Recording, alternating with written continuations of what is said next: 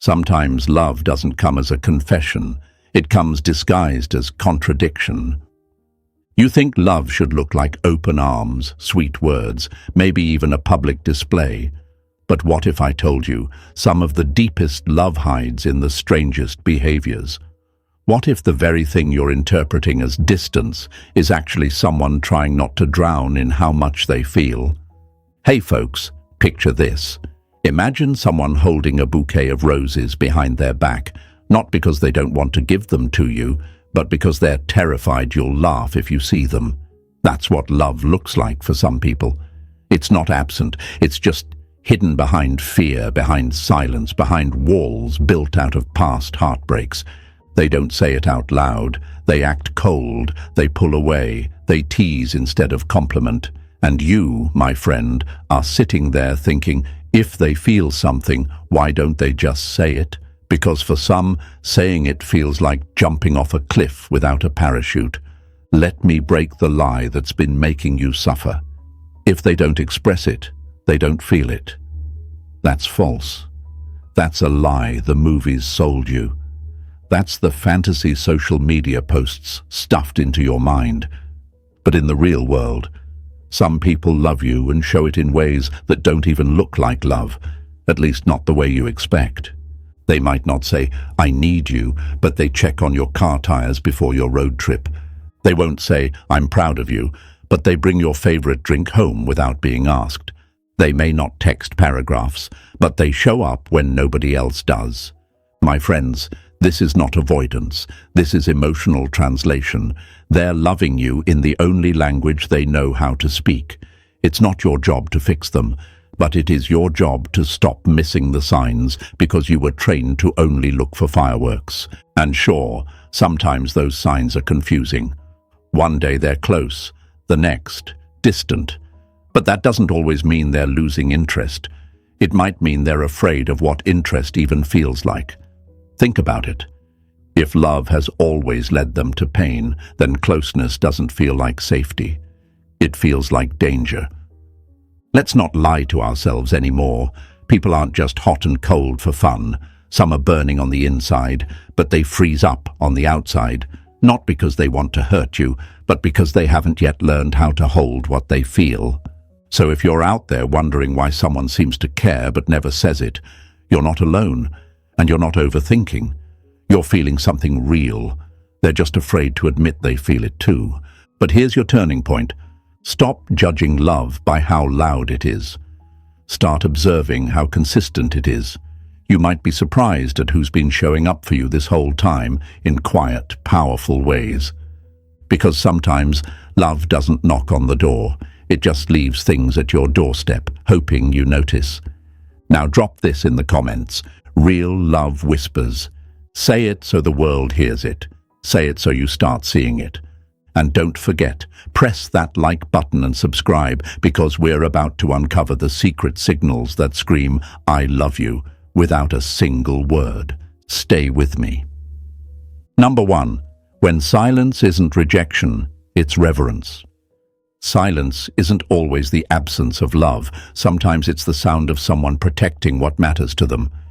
It's one of the most painful things in the world, to feel someone pulling away just when you are getting close, to hear nothing when your heart is screaming for connection. And yet, what if that silence wasn't rejection at all?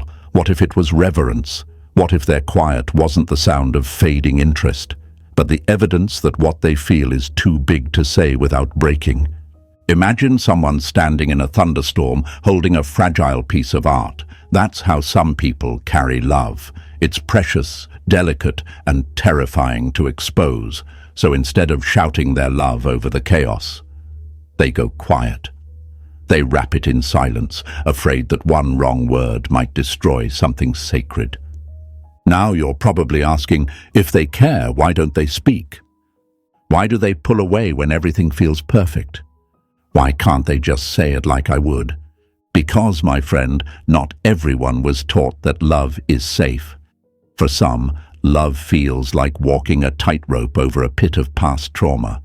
One wrong move, and it all collapses. And the irony is, The more they care about you, the more overwhelming the feeling becomes. They don't go silent because they don't feel. They go silent because they feel too much. See, we've been sold this lie that real love is loud, expressive, passionate, verbal, that if they don't tell you every day, they must not care. But here's the truth. Not everyone loves through words. Some people love in restraint, in regulation, in breathless stillness. Their silence isn't coldness, it's calculation. It's a pause between heartbeats where they're trying to decide, can I say this and still stay safe? Because maybe they've been in a place where saying, I love you, meant giving someone a weapon to use later. Maybe vulnerability wasn't met with warmth. It was met with control, manipulation, or betrayal. And now, even in love, they whisper instead of sing. Not because the song isn't there, but because they're afraid the world will destroy it. But here's what they don't realize. And what maybe you need to hear right now. Love that hides becomes love that hurts. Not because it was meant to, but because misunderstood silence turns into emotional starvation for the one waiting on the other side. Still, if you can look closer, beneath the pause, inside the withdrawal, you'll see the signs. You'll see the way they always make sure you're safe. The way they keep a photo of you on their desk. The way they check in when you're sick, even if they don't say, I miss you. These are not small things. These are sacred. These are the quiet gestures of someone who may not know how to show love the way you expect, but still feels it burning in their bones. It's not easy. And no, it's not fair, because you want words. You want certainty. You want the kind of love that you can point to and say, see, it's real. And that's okay. You're allowed to want that. You're allowed to ask for clarity. But while you wait, while you wonder, don't ignore what's already being said in silence. Don't overlook the reverence in restraint. Don't miss the way they look at you when they think you're not watching. Because that silence, it might be holding back a tidal wave they're still learning how to ride. This is hard for them, not because you're not worth it, but because you are. Because some people grew up learning that the more you love, the more you have to lose. So they love like it's dangerous. They love like they're handling fire. Carefully, quietly, hoping not to burn either of you. It doesn't mean you should tolerate emotional starvation. It doesn't mean you shouldn't express your needs. But it does mean you might want to look again before walking away. Because sometimes silence is not the absence of love. It's their attempt to preserve it. The lie is that love should always look a certain way. The truth is that love speaks in 1,000 dialects. Some are loud, some are soft, some are written in long paragraphs, and some are written in space, in presence, in breath. You have to become fluent in the kind of love they speak, without losing the language of love you deserve. That's the balance, that's the power, that's the clarity. So, if they've gone silent, don't rush to fill the gap with fear. Fill it with observation. What are they doing, not just saying? How do they show up without words? Is their silence a retreat or a recalibration? Sometimes, the most emotional thing a person can do is stay silent instead of lash out. Sometimes, stepping back isn't avoidance. It's reverence. It's fear disguised as space. It's care wrapped in caution. And it's not easy to decode. But once you understand that, once you stop demanding that love be loud and start seeing how it breathes in stillness, you gain your power back. You stop chasing and you start observing. You stop begging and you start knowing. You stop doubting and you start discerning. Because real love, real, lasting, honest love, isn't always expressed in volume. Sometimes it lives in the quiet. Now say this in the comments. I hear the silence. Say it to remind yourself that you're no longer blind to subtle love. Say it to show the world around you that you've risen above the lies and learned how to see what others miss. And stay with me, because the next thing we're about to uncover is even more unexpected, and it might just explain everything you've been questioning. Number 2. When they watch you closely, but say nothing. The eyes will confess what the mouth is too afraid to say. There's a moment you've probably felt before. You're talking, laughing, or maybe just sitting quietly, and you notice it, that lingering look. It's not the casual glance of someone passing time. It's the quiet intensity of someone who's watching like they're memorizing, and yet they say absolutely nothing. No compliment, no deep words, just silence and stare. And you're left wondering, what are they thinking? You start to doubt yourself. Are they even listening? Do they care, or are they just zoning out? Why do I feel something when they say nothing? My friend, let me break something wide open for you. Some people love you with their eyes long before their lips can catch up, because not everyone is fluent in verbal affection. Not everyone grew up in a home where feelings were shared over dinner or emotions were safe to speak. For some, watching is safer than expressing. Observing feels less dangerous than admitting. They may not say, "You look beautiful today," but they'll glance at you when you're not looking and hold that moment like it's a photograph in their memory. They may not interrupt with praise, but they're cataloging every little detail. How your voice changes when you talk about something you love, how your brow furrows when you're deep in thought, how you light up when you're finally seen. They are listening, but not with their ears. They are speaking, but not with their mouths. You see, love doesn't always speak in words. Sometimes it scans, studies, and locks in. It watches the way you carry yourself in a crowd. It notices your habits, your boundaries, your subtle shifts in energy.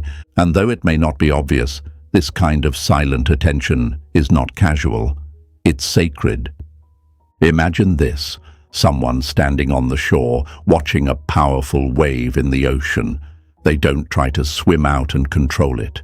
They don't yell at it to behave. They just watch, in awe, in fear, in admiration. That's what you are to someone like this, a wave. And they're watching. It's not passive, it's prayer. But I get it. You want to hear it. You want the confirmation. You want the reassurance that all this attention means something more. And you start to think, if they cared, they'd just say it. But that's not always how it works, because for some, words feel like exposure, and exposure feels like risk. So they sit with their love, quietly, behind guarded eyes. And you, on the other side, feel the intensity of a connection that never seems to find its voice. It's maddening, it's confusing, it makes you question your sanity. But let me tell you something. The fact that they're watching means you've already entered their world. Avoidant hearts don't stare at what doesn't matter. Detached people don't study what they plan to discard. That gaze, that attention, that's not disinterest. That's reverence. That's their way of holding space for you in the only way they know how, by witnessing. Because for some people, watching is a form of love that feels safer than speaking. It lets them stay close without crossing the line of vulnerability. It allows them to feel connected without being consumed. But here's where the pain enters. You don't just want to be watched. You want to be heard. You want someone who's brave enough to look you in the eyes and tell you what that look means. You want to feel safe, not just stared at. And you're allowed to want that. You're allowed to say, observation isn't enough. But before you walk away, pause. Look again. Because there's a difference between being ignored and being silently adored. One is emptiness. The other is fear dressed as restraint.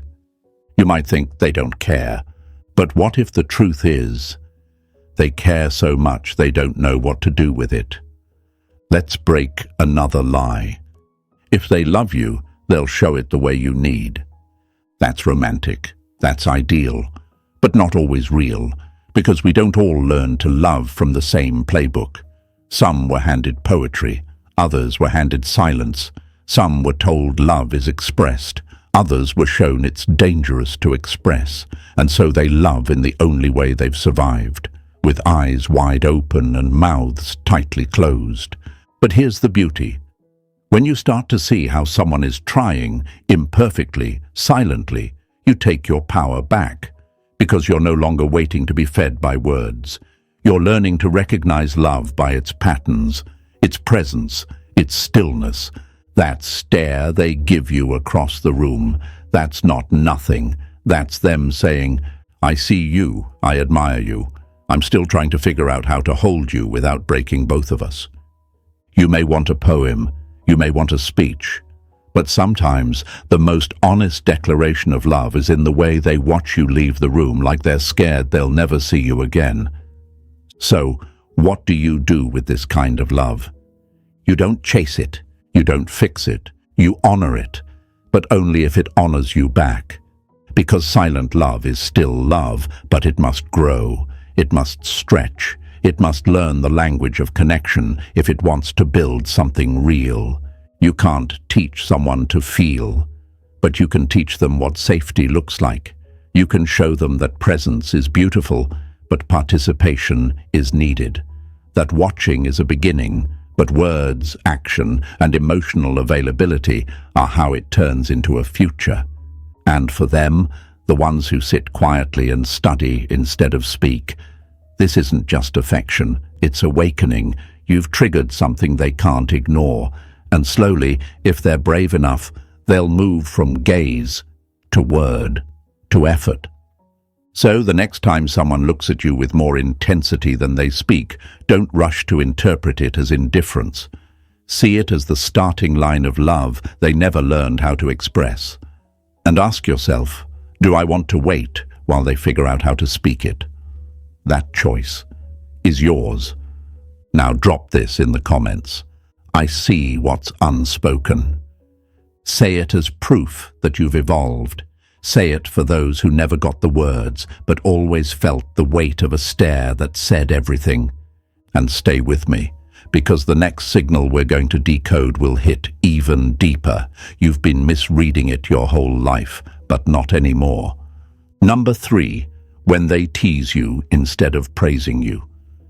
Some people hide their tenderness behind a smirk, because it's safer to joke than to confess. Let's talk about something that confuses the hell out of you. Those people who never say, you're amazing, but always find a way to make fun of you.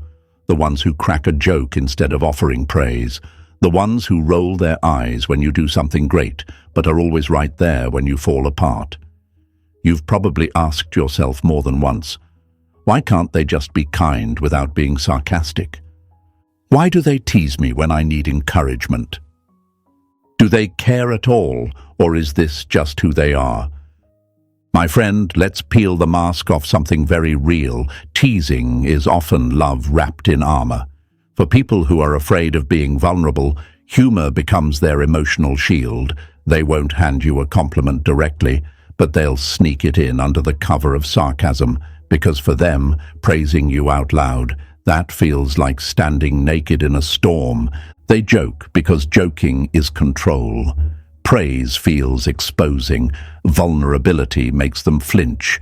And if they've been raised in an environment where affection was either weaponized or withheld, then being openly kind might feel like handing you the trigger to their undoing. So instead, they play it cool. They tease. They roast. They say things like, oh, look at you getting all serious right after you opened up to them. But listen carefully, they're not teasing you because they don't see your light. They're teasing you because it's too bright for them to look at directly. Think of it like this. A child who's been locked in the dark for years won't run into the sun without squinting. It's too much, too fast. So they turn away, they joke, they laugh it off, because feeling that level of emotional intensity all at once is overwhelming. That's what's happening here. You're shining, and instead of meeting you in that glow, they deflect. Not because they want to dull you, but because they don't know how to handle the heat of someone who makes them feel something real. You might think, If they care, they'd uplift me. But here's what they don't tell you. Some people were never taught how to speak love. They were taught how to dodge it. They came from places where compliments were suspicious or affection was inconsistent. So now, as adults, they flirt with emotional closeness, but don't fully trust it. You'll hear them say things like, "Don't get too full of yourself now," right after you accomplished something huge. Or maybe, "I guess you're not completely hopeless," when you show growth. And you laugh along because it's easier, but deep down, you wish, just once, they'd drop the act and say what they really mean. The lie is that teasing always means detachment, that if they really loved you, they'd speak gently and shower you with praise. But that's not how every heart works. Some hearts are cautious, clumsy. Some hearts speak in half-jokes and sideways glances, not because they don't care, but because they care too much, and they don't want you to see how deep it runs. Let me ask you, have they ever teased you about something they actually admire? Your work ethic, your creativity, the way you always speak your mind. Did they poke fun at it, but never let anyone else do the same? That's not coincidence. That's not mockery. That's protection. That's their version of saying, "I see you, and it scares me how much I do." See, teasing gives them an out. If they compliment you and you don't receive it well, they feel exposed. But if they tease you and you laugh, they still said something true, without the risk of getting hurt. It's emotional judo, a tactic, a coping mechanism, a cover for vulnerability they've never felt safe enough to express out loud. But let's not get it twisted. Just because it's fear-based doesn't mean it's healthy. You deserve praise that doesn't come dressed as a joke. You deserve to be seen in your wholeness, not only tolerated through teasing. You deserve someone who doesn't flinch when it's time to lift you up. Still, if you're dealing with someone who teases more than they praise, don't ignore the effort they're making, because every joke carries a message. Every playful jab is them trying to connect, trying to hide their fear, trying to keep you close without letting you too close. You might be the first person in their life who actually makes them want to express something real. That's terrifying for someone who's survived by never showing their cards. So if they tease you, but also remember the little things. If they make fun of your goals, but never miss a chance to help you reach them. If they say, "You're ridiculous," but never let you go when you're hurting. Then you're not being played. You're being loved, awkwardly, imperfectly, quietly. But let me be clear, awkward love is still love, but love must grow. You can't live forever in a relationship where affection only comes in sarcasm. Eventually, the soul needs substance, real connection, undiluted affirmation. So meet them where they are, but don't stay there. Show them that praise doesn't kill, that gentleness isn't weakness, that lifting someone up doesn't cost your dignity. It reveals it. And if they can't grow into that with you, then maybe they're not ready for someone like you. But don't leave bitter. Leave clear. Leave knowing they didn't hate you. They didn't mock you. They were scared. And fear doesn't cancel love. It just warps the way it's delivered. Now drop this in the comments. I deserve direct love. Say it loud enough that the sarcasm can't drown it. Say it for the ones who've only ever heard half-truths. Say it for yourself, because you've outgrown guessing games. And stay with me, because what's coming next will explain the part that hurts the most, why they pull away after closeness, and what that disappearance really means. It's not what you think. Number 4. When they pull away after a deep moment. Closeness feels good to you, but to them, it can feel like a cliff's edge. It happens like clockwork. One moment, you're connecting, really connecting. Maybe you shared a laugh that felt pure. Maybe they opened up for the first time in weeks. Maybe their eyes held yours longer than usual. It felt safe. It felt real. And then, just like that, they're gone. Not physically maybe, but emotionally. You can feel the shift. The texts slow down, the energy changes, they retreat. And you sit there, replaying the moment, wondering, did I say something wrong? Did I come on too strong? Why do they always pull away when things start to feel good? Let me tell you something hard, something that might sting before it frees you. They don't pull away because they felt nothing. They pull away because they felt too much. To you, that deep moment was a connection. To them, it was an exposure. And for someone who has learned to associate intimacy with danger, feeling something real sets off alarms in their nervous system. Love, for them, isn't peace. It's pressure. It's risk. It's the terrifying awareness that if they let you all the way in, they might lose control of everything they've been protecting inside. You see, not everyone grew up knowing closeness as comfort. Some people only knew closeness as chaos. Closeness meant being smothered. Closeness meant being controlled. Closeness meant losing themselves.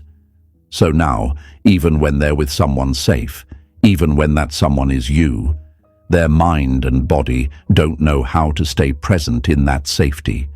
They interpret your warmth as a warning. It's like touching a stove that's finally cool, but their skin still flinches from past burns. So what do? They shut down. They back off. They stop answering messages with the same energy. They change the subject when you try to revisit that vulnerable moment. And you start spinning in your head. Was that moment not real? Was it just me who felt it? It was real. And that's exactly why they ran. Because real feels dangerous when your emotional history tells you that real things tend to disappear or turn into pain. Think about this. Imagine someone who's been underwater for most of their life. You offer them air, real, fresh, clean air, and instead of inhaling it, they panic. Not because it's not good for them, but because they've forgotten how to breathe anything but water. That's what love feels like to someone afraid of intimacy. Your affection feels like air, but their body's still stuck in survival mode. You might be tempted to fix it, to chase them, to reach out and demand an explanation. Why did you change? What happened? But the more you chase, the more you confirm their fear. That closeness is controlling, that connection comes with expectation, that love means losing space. This is the cruel paradox. The more you try to hold them, the more they feel the need to escape. And so you pull, they run. You ask, they shut down. You offer closeness, and they answer with distance, not to punish you, not to manipulate you, but to protect themselves from a love they're not sure they know how to hold. So how do you break the cycle? Not by begging, not by pressing, but by pausing. You step back, not in anger, but in wisdom. You let them have their space.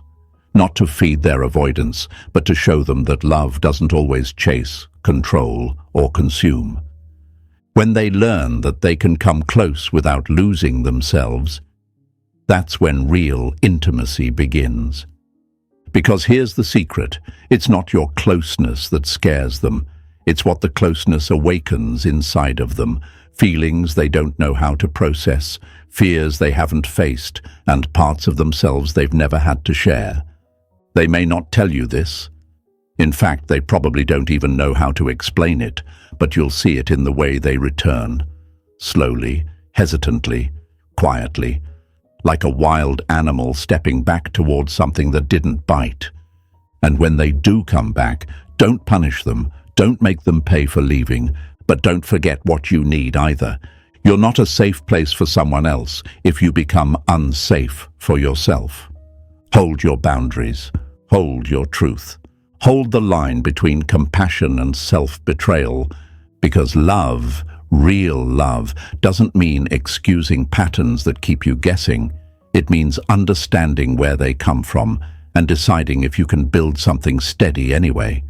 Sometimes people need space not because they want out, but because they want in and don't know how. They're learning the rhythm of intimacy, 1 step forward, 2 steps back, and yeah, it's exhausting. But if they're willing to return, to try again, to grow, then that distance wasn't a goodbye. It was a pause, a recalibration, a necessary retreat. But don't wait forever. Love can whisper in retreat, yes. But it also has to return with presence. If it doesn't, you'll be holding on to the echo of something that never came back. So if they pulled away after a moment that meant something to you, don't let fear rewrite the story. Don't tell yourself it was all in your head. Trust what you felt, but also trust that if it was real for them too, they'll come back. A little softer, a little braver, a little more ready. Now drop this in the comments. I trust the pause. Say it so your heart remembers that silence isn't always the end. It's sometimes the beginning of understanding. Say it so the world knows you've stopped chasing closeness that isn't ready. Say it because your love deserves to be met, not just felt but faced. And stay with me, because next we're uncovering a signal that's even harder to decode. When they get jealous but pretend not to care. What they do in silence might just reveal what they'd never dare say out loud. Number 5. When they're jealous, but try to hide it.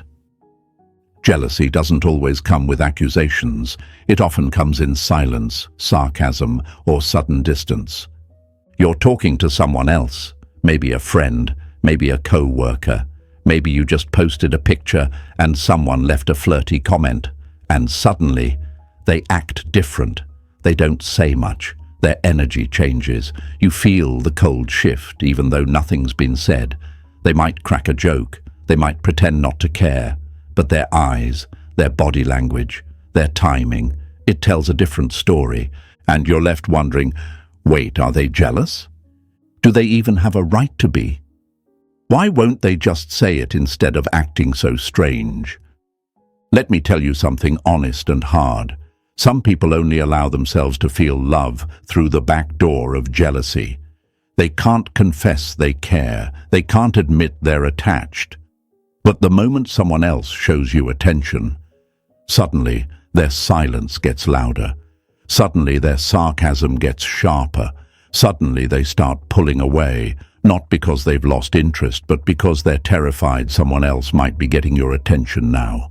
For avoidance, emotionally cautious types, or people who don't know how to express vulnerability, jealousy is one of the few emotional cracks that can't be hidden forever. It slips through the armor. It shows up when their illusion of control gets threatened. But here's the twist. They won't admit it. They won't say, "It bothered me."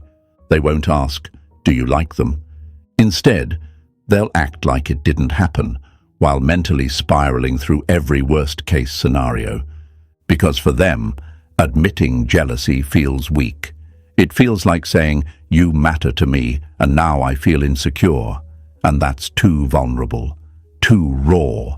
So instead, they throw up their defenses. They downplay. They pull away before they can be pushed away, because that's the lie they've lived. If I show I care, I lose my power. So what do they do instead? They joke. They become distant. They suddenly don't text back as quickly. They might get passive-aggressive, cold, or overly chill. Too chill, in fact. You'll hear them say things like, "Oh, I saw your little admirer in the comments. Looks like you had fun without me." Or worse, they say nothing, but their energy shifts like a door quietly closing. Let me be clear, this isn't about toxic control. This isn't the possessive kind of jealousy that demands access to your phone or guilt trips you for having a life. That's a red flag, and that's not what we're talking about. What we're diving into is the silent jealousy of someone who's falling for you, maybe without even realizing it. Someone who's scared to say it, so their fear comes out sideways. Imagine a child holding a balloon they never thought they'd get. They don't know how to tie it, so when someone walks by with scissors, they panic. Not because that person did anything, but because they fear losing what they never admitted they loved in the first place. That's how some people are with connection. They don't feel safe enough to hold it in their hands, but the thought of someone else holding it, that terrifies them. That's when the jealousy kicks in. But it doesn't come in fireworks. It comes in the slow withdrawal, the clipped replies, the exaggerated nonchalance. It's them trying to protect their heart without ever telling you it was on the line. And if you're not careful, you'll take it the wrong way. You'll think they don't care. They seem unbothered. Maybe I imagined everything. But the truth? Their silence isn't disinterest. It's disoriented affection. They're caught off guard by their own feelings.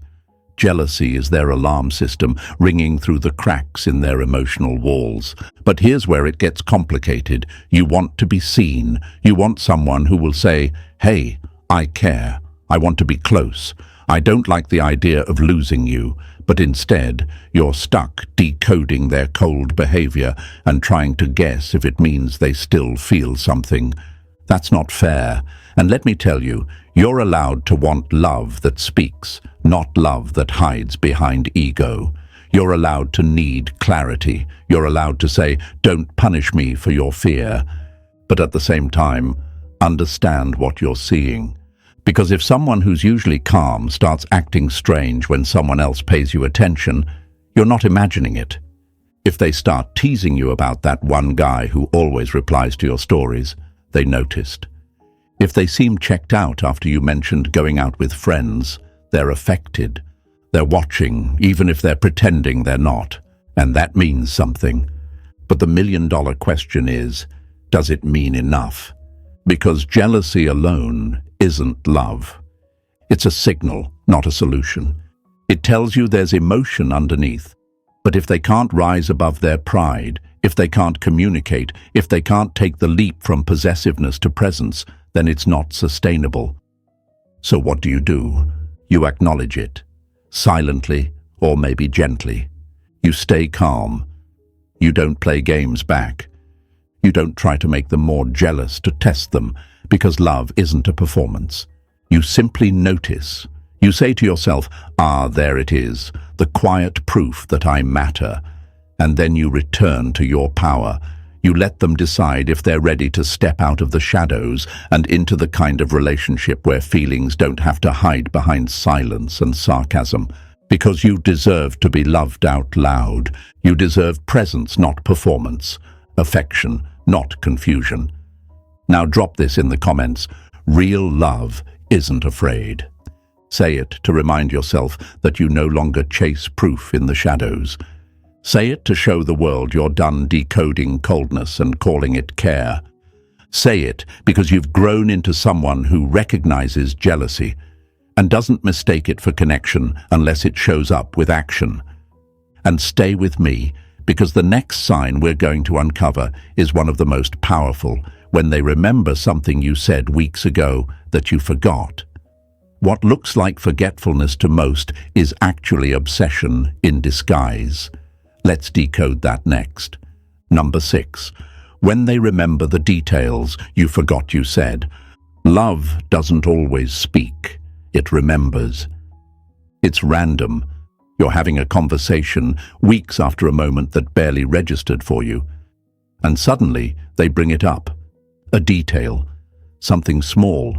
Something you said offhandedly while half distracted. You barely remember saying it. But they do. They remember the date, the tone, the look in your eyes, and they drop it casually, like it just floated back into their mind. But make no mistake, it never left. And in that moment, something shifts inside you. You realize, wait, they were listening. They actually remembered that. I didn't even think it mattered.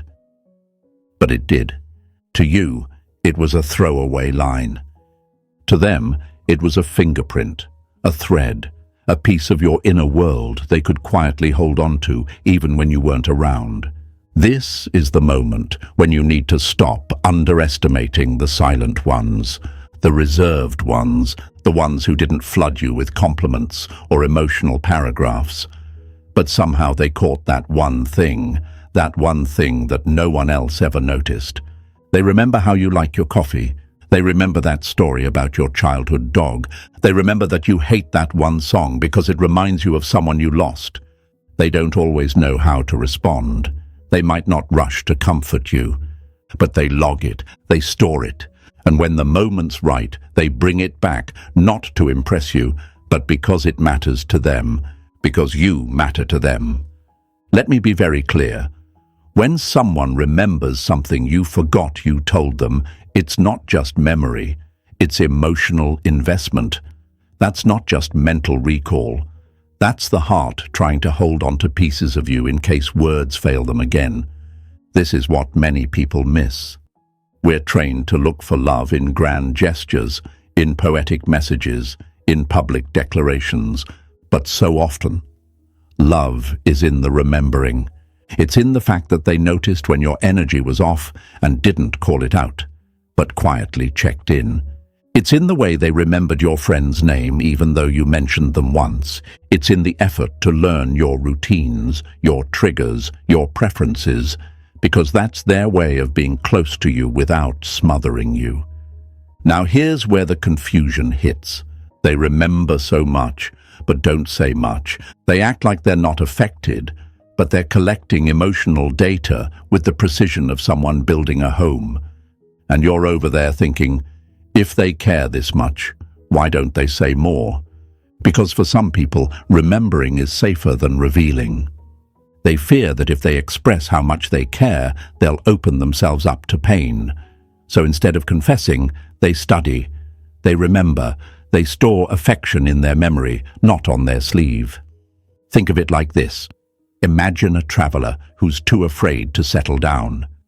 They don't build a house, but they collect souvenirs from every place they care about. That's what this is. You're the place they don't yet feel ready to call home, but they're carrying pieces of you wherever they go.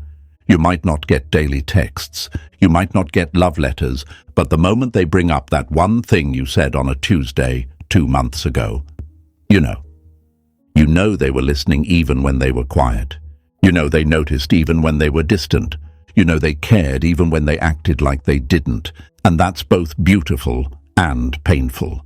Because you start asking the deeper question, is remembering enough? Is quiet care enough for a loud heart like mine? That's the storm of loving someone who shows affection in fragments. They give you puzzle pieces and expect you to know it's a masterpiece. They don't tell you they miss you, but they remember the exact way you like your eggs. They don't say, I'm falling for you, but they remember your job interview and ask about it when no one else does. So what do?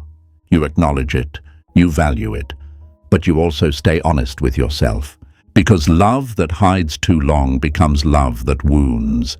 If they remember everything but never make you feel it, you start to forget yourself. You start to question whether your needs are too much. You start to think maybe quiet love is the only love you deserve. And that's the lie you need to destroy. You deserve love that doesn't just remember you. You deserve love that meets you, speaks to you, grows with you. But that doesn't mean the remembering means nothing. In fact, for some, remembering is everything. It's the first and only way they know how to show up. It's how they stay close while still feeling safe. It's how they say, you mattered, without ever opening their mouth. It's their silent confession. I've been paying attention. I care more than I let on. But at some point, that memory has to become movement. That noticing has to turn into nurturing. That quiet investment has to become shared experience, or it stays locked in the vault of almost love. So look for the signs, not just the obvious ones. Look for the callbacks, the quiet references, the moments where they know you better than they should, based on how little they speak. And then, decide. Not whether it's real, but whether it's enough. Because someone can care about you deeply and still not be capable of giving you what you need. That doesn't make them bad. That doesn't make you demanding. It just means love needs more than memory.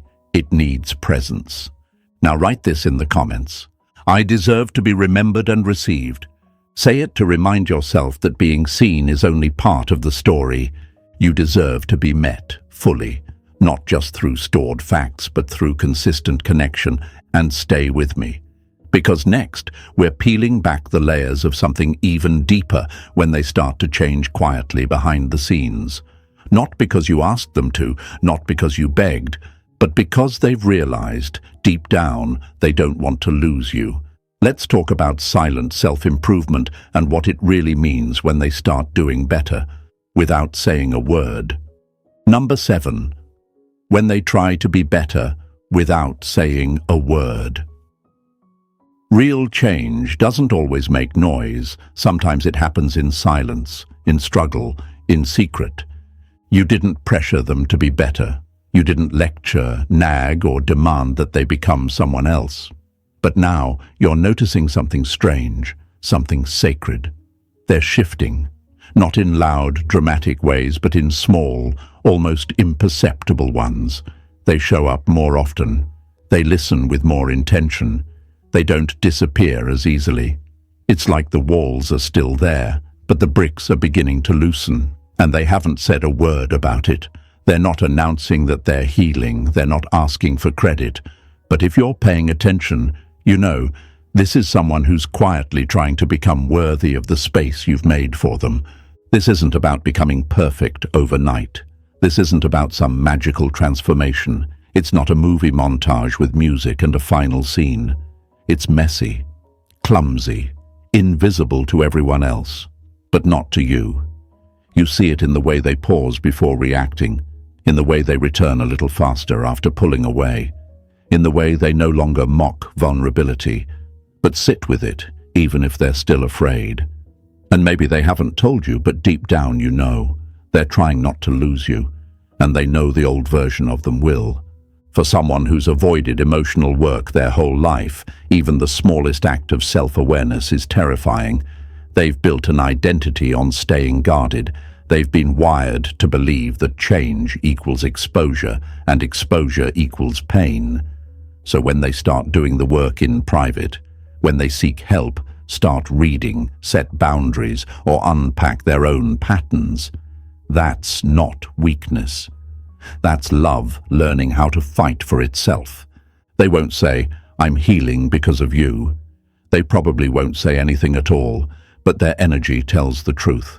They begin to pull their weight emotionally. They begin to take responsibility for their reactions. They start to show you, not tell you, that they want to be a better partner, not just a comfortable one. And they do it without fanfare, without announcement, because for them, even admitting effort feels vulnerable.